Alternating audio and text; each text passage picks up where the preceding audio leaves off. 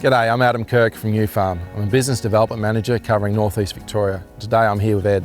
I'm Ed Nixon, General Manager of AgriVision Consultants, and we're here in my property in Balldale, New South Wales. Today, Ed, we'd like to have a bit of a chat about Terrad'or, your experiences and where you've used it. So what do you like about the product? So Terrad'or's been a great fit for us in its terms of resistance management, being able to mix and rotate some of these newer Group G 14 products, or Group G, Group 14s. Yep. 14 products.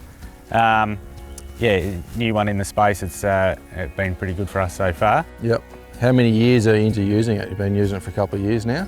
This is the first commercial use, first large-scale commercial use. Yep. We've seen it in trials for the last 2 to 3 years, and been very happy with how it's looked in trials, and then which gave us great confidence coming into this year to use it commercially. And you use it in this paddock here? Yeah, we used it in this paddock. Here for trying to kill resistant ryegrass, small milk thistle, and marshmallow as well. And how did it go? Very happy with final kill and final results on those weeds. Talking about Terrad'or, what products have you been mixing it with in the past, or even this year, I suppose? So this year in the paddock, we've been mixing it with glyphosate or paraquat, either in the first or second knot in our double knock system before sowing. Depending on plant backs of what we can do with certain crops. We've been using it in canola, wheat and barley generally in this region, and mainly targeting resistant ryegrass, and also picking up broadleaf weeds like marshmallow and small sow thistle, and some volunteer beans and that sort of thing. So we're talking about Terrad'or, using it as a spike to help with resistant ryegrass. What did you see that activity? How did it work in your situation? Yeah, it's really hard to, without a side-by-side comparison between the two, it's really hard to see the true effect of Terrad'or on the grasses on its own in the paddock. Luckily, we were able to see Terrad'or for the last 2 to 3 years in trials before the commercial release this year, and where we used it broad scale this year.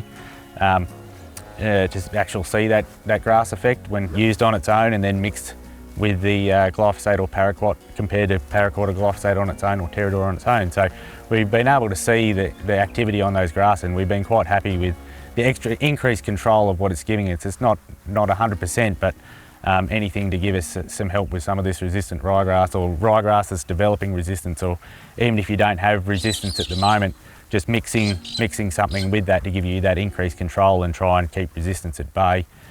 All of that's a very big positive. And what? So you mixed it with glyphosate and paraquat, and obviously oil, because you need oil with Terrad'or. Anything else you added to the mixes?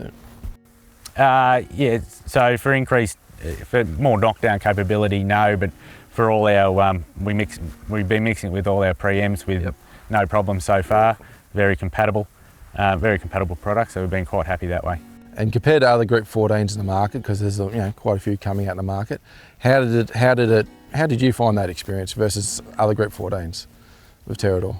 So in terms of the broadleaf weed control, targeting things like marshmallow, it's very comparable with some of those other premium Group 14 products where Terrad'or fits into that market.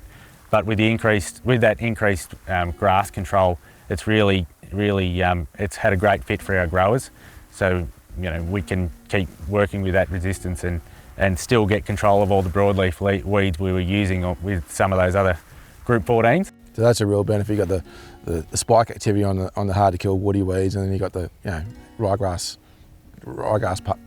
path as well that you can go down to with the Terrad'or as a resistance breaker. So it's got a nice fit there then. Yeah, it has a really good fit for our growers, and I mean we talk about profitability and sustainability a lot with growers, and it's one of those ones where we can mix something with it with our glyphosate or paraquat that's got that activity on grass, and it's not a huge premium on cost of things we are already using in that space. That's awesome.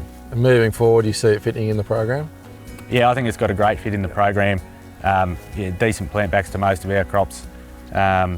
We just have to be careful with canola how far we push that, and where we place some of this product with glyphosate, in the forward end, or with paraquat in the back end of our double knock program. It's just where it's going to fit for each grower and their certain situations. Well, thank you for your time today. No worries. Thank you. Thank you.